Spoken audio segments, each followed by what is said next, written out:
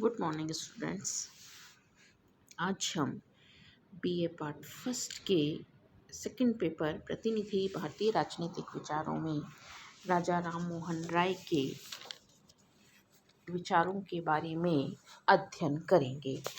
राजा राम मोहन राय को आधुनिक भारतीय चिंतन का सिरमौर कहा जाता है। सोफिया फॉलेट का कहना है कि राय भारतीय इतिहास में एक ऐसे सजीव पुल के रूप में हैं जिनके ऊपर होकर भारत अपने असीम अतीत से निकलकर अज्ञात भविष्य की ओर अग्रसर होता है। राय आधुनिकतावाद के जनक और कर्मठ सृजनवादी विचारकों की श्रेणी में आते हैं। अंग्रेजों की साम्राज्यवादी नीतियों के बाद भी उन्होंने सुधारवादी नीतियों को मान्यता दी। उनका राजनीतिक चिंतन एक महत्वपूर्ण राजनीतिक चिंतन के रूप में देखा जाता है। इंदिरा गांधी के द्वारा भी यह माना गया था कि राजा राम मोहन राय ने हमें आधुनिकता की राह दिखाई। उनकी प्रतिभा में रचनात्मकता, सजीवता थी।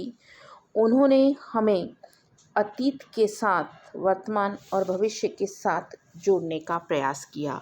राय का जन्म बंगाल के हुबली जिले के राधानगर गांव में हुआ था। राय की उपाधि उनके परम पितामह को मिली थी। राय ने 9 वर्ष की उम्र में ही बंगला, फारसी भाषाएं सीख ली थी और फिर उनके द्वारा अरबी, हिंदी और संस्कृत सीखी गई थी। राय उस वैचारिक क्रांति के सस्ता थे जिससे आधुनिक भारत का जन्म हुआ। उन्होंने इस देश को मध्यकालीन दलदल में फंसा पाया और उसमें ऐसी जान फूंकी कि भारतीय विचार और जीवन की धारा ही बदल गई। राय का कार्य क्षेत्र बहुमुखी था। उन्होंने सभी धर्मों का तुलनात्मक अध्ययन किया और एक सच्चे वेदांती के रूप में ईसाई मिशनरियों के प्रभाव को रोकने का प्रयास किया। समाज सुधारक के रूप में राय ने क्रांति का आह्वान किया। उनके प्रयासों से सती प्रथा का अंत हुआ। उनका यह कार्य उनकी पावन स्मृति को बनाए रखने में सहायक है। राय एक समाज सुधारक के रूप में भी हमें दिखाई देते हैं। एक धार्मिक सुधारक के रूप में भी उन्होंने भारत में परिवर्तन लाने का प्रयास किया। राजा राम मोहन राय मॉर्गेंथो, ब्लैकस्टोन और लास्की से प्रमुख रूप से प्रभावित रहे हैं। उनके द्वारा 1828 में ब्रह्म समाज की स्थापना की गई थी।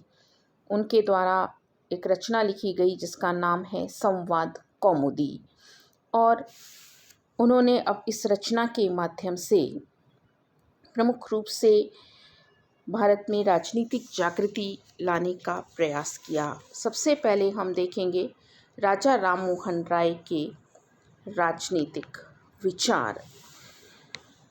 राय का कार्य क्षेत्र धार्मिक और सामाजिक था, लेकिन इसके साथ ही भारत के राजनीतिक जागरण में भी उनकी महत्वपूर्ण भूमिका देखी जाती है। बैनर्जी कहते हैं राय भारत में संवैधानिक आंदोलन के जनक थे। राय से पहले देश में कोई राजनीतिक जीवन नहीं था। जनता में अपने अधिकारों के प्रति जागरण की भावना नहीं थी और विदेशी हुकूमत के सामने कोई भी अपनी बात रखने की बात नहीं सोच सकता था।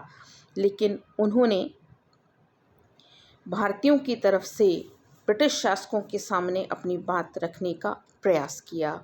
उनके विचार इस प्रकार हैं। पहला है व्यक्तिक और राजनीतिक स्वतंत्रता का समर्थन।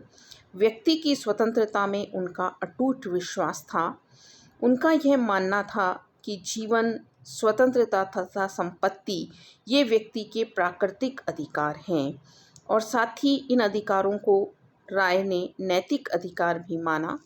उनके द्वारा यह इस बात को स्वीकार किया गया था कि व्यक्ति की स्वतंत्रता, स्वायत्तता, समानता, इसमें किसी के द्वारा भी किसी तरह का कोई हस्तक्षेप नहीं किया जाना चाहिए।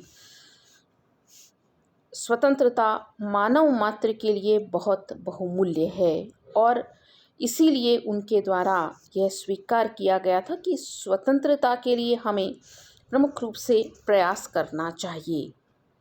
साथ ही उन्होंने इस बात को भी स्वीकार किया कि व्यक्ति के पास अगर स्वतंत्रता है तो वह अपने व्यक्तित्व का निर्माण कर सकता है, और इसी स्वतंत्रता को देखते हुए उन्होंने नारी अधिकार को स्वीकार किया, प्रेस की स्वतंत्रता को स्वीकार किया, कार्यपालिका से न्यायपालिका के पृथक्करण की बात उनके द्वारा की गई। नेक्स्ट है प्रेस और भाषण की स्वतंत्रता। राय का मानना था कि मानव की उन्नति के लिए ज्ञान की ज्योति से मन के अंधकार को दूर करना आवश्यक है, और समाचार पत्र इस संबंध में महत्वपूर्ण भूमिका निभा सकते हैं।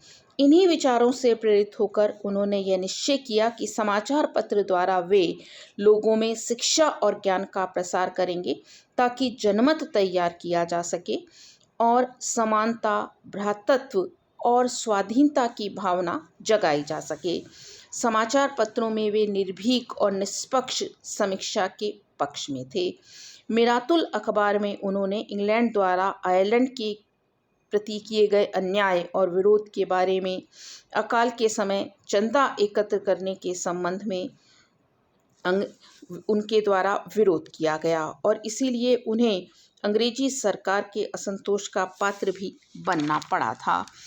उनका यह मानना था कि जहाँ पर प्रेस स्वतंत्र होती है वहाँ कभी भी विदेशी शासन नहीं रह सकता। उनका यह मानना था कि स्वतंत्र प्रेस के माध्यम से प्रमुख रूप से जनता का जो असंतोष है वह जब चरम अवस्था पर पहुंच जाता है तब क्रांति का जन्म होता है। विचार और अभिव्यक्ति की स्वतंत्रता जिस समाज को प्राप्त नहीं होती वह समाज कभी भी अपनी उन्नति नहीं कर सकता।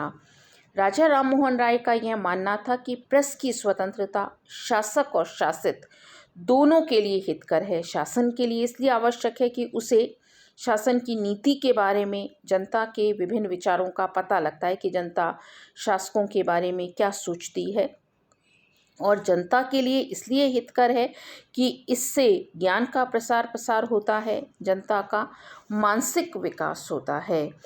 उनका यह मानना था कि प्रेस की स्वतंत्रता अति आवश्यक है। वे नियंत्रित प्रेस की बात करते थे। प्रेस की स्वतंत्रता इसलिए आवश्यक है कि संवैधानिक सरकार बनी रहे, यानी कि स्वतंत्र पत्रकारिता में उनका अटूट विश्वास था। नेक्स्ट है न्यायिक व्यवस्था। न्याय की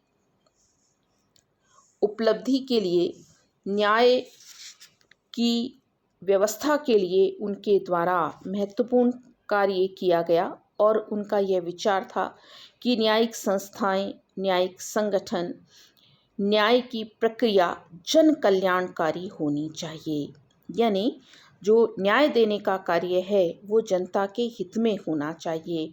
राय शासन और न्याय विभाग को पृथक करने के पक्ष में थे, लेकिन उन्होंने प्रशासनिक व्यवस्था में सुधारों का सुझाव प्रस्तुत किया। राय यह मानते थे कि कानून के समक्ष समानता होनी चाहिए, प्राचीन ग्राम पंचायतें होनी चाहिए। जूरी प्रथा का समर्थन उनके द्वारा किया गया जिससे कि जल्दी न्याय मिल सके। नेक्स्ट है सरकारी नौकरी। इस संबंध में उनका यह मानना था कि ब्रिटिश सरकार को यह चाहिए कि भारतीयों को वह शिक्षित बनाए और भारतीयों को वह उनकी शक्ति और शिक्षा के अनुसार दायित्वपूर्ण पद पर नियुक्त करे, लेकिन उनका मानना था कि देशवासियों को उनकी योग्यता के अनुसार राष्ट्रीय सम्मान देना पड़ेगा। नेक्स्ट है मानवतावाद, विश्व भ्रातृत्व और सार्वभौम धर्म। मानवतावाद का उन्होंने समर्थन किया और उन्होंने इस बात को स्वीकार किया कि मानव जाति को या मानव को मानव ही माना जाना चाहिए। साथ ही साथ भ्रातृत्व की बात उन्होंने की, सहयोग और सहिष्णुता को उनके द्वारा स्वीकार किया।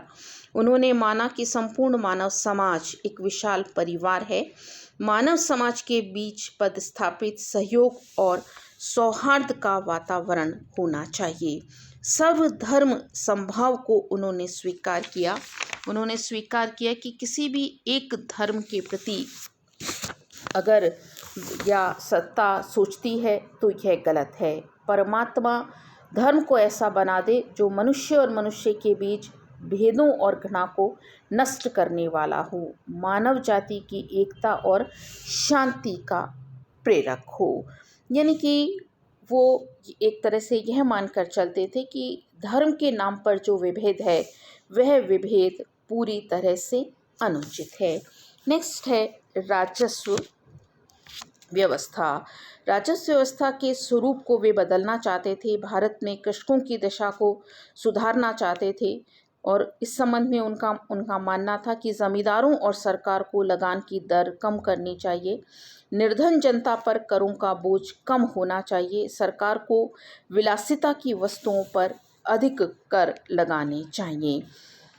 नेक्स्ट है राज्य का कार्य क्षेत्र। राज्य के कार्य क्षेत्र के संबंध में उन्होंने लोक कल्याणकारी राज्य का समर्थन किया। राज्य को व्यक्ति के हित को मान्यता देनी चाहिए और ज़्यादा से ज़्यादा कार्य करने चाहिए। निरंकुश शासन का विरोध तथा लोकतांत्रिक और संवैधानिक शासन का समर्थन। राजा राममोहन राय के द्वारा निरंकुश राज्य का विरोध किया गया और वे लोकतांत्रिक और संवैधानिक शासन का समर्थन करते थे। यानी उनका यह मानना था कि जनता के द्वारा चुनी हुई सरकार के द्वारा शासन किया जाना चाहिए। नेक्स्ट है धर्मनिरपेक्ष विचारों का प्रतिपादन। राय धर्मनिरपेक्ष विचारों का समर्थन करते थे। उन्होंने धर्म को राजनीति का अधिकार नहीं माना, धार्मिक कुरीति का विरोध किया, धर्म के आधार पर नागरिकता का विरोध उन्होंने किया और धार्मिक सहिष्णुता का समर्थन किया। तो इस तरह से राजा राममोहन राय ने ये कुछ राजनीतिक विचार दिए हैं। नेक्स्ट है राय के धार्मिक विचार।